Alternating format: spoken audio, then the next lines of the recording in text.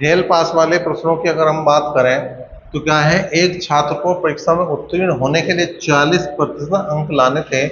उसने 178 अंक प्राप्त किए और वह 22 अंकों से अनुत्तीर्ण मतलब फेल हो गए। तो कुल पूर्णांक कितने थे?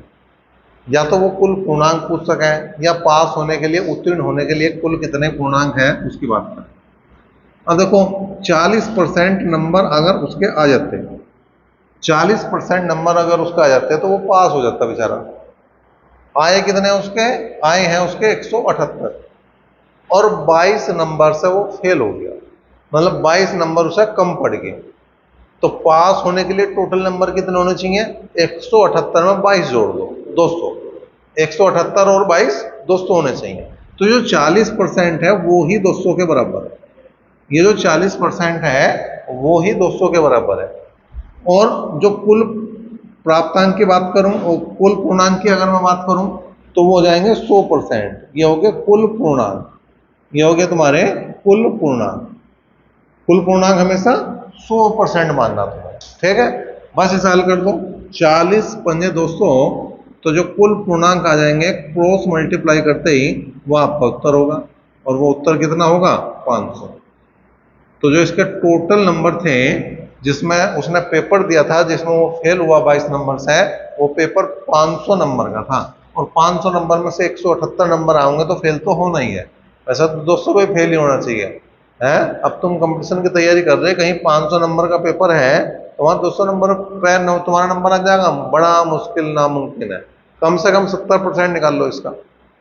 500 का 70% निकाल लो, 350 नंबर के आसपास जो है कम से कम बनती है, उससे ऊपर ही बना है बात। लेकिन अगर कोई 500 में ऐसा 200 नंबर लाकर वो सोचा तेरी नौकरी लग जाएगी तो बड़ा मुश्किल है, असंभव कहाँ था। दूसरे क्वेश्चन की बात करें, एक परीक्षा में लड़कियों तथा लड़कों के लिए उत्तीर्ण प्रतिशत क्रमशः 35% और 40% है।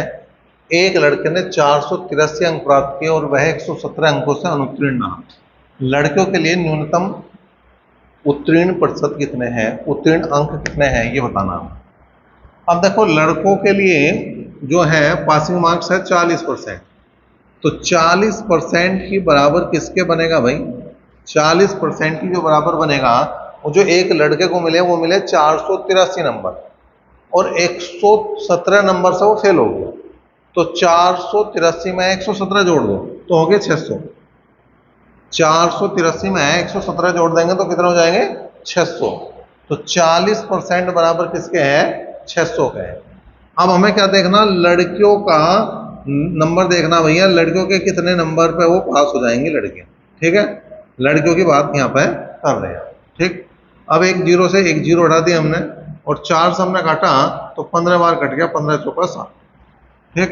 क्रॉस मल्टीप्लाई कर दो तो यहाँ पे आ जाएगा भैया 35 की गुणा किस में करनी पड़ेगी हमें? 15।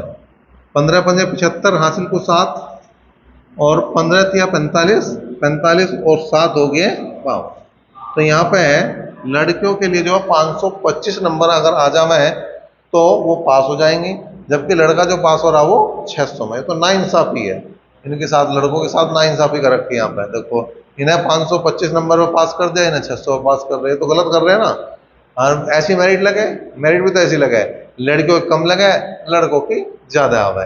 तो कोई बात नहीं भैया, अब उसी को ध्यान में रखते हुए तुम्हें तैयारी करनी है कि ये 600 नंबर के हिसाब से तैयारी करनी।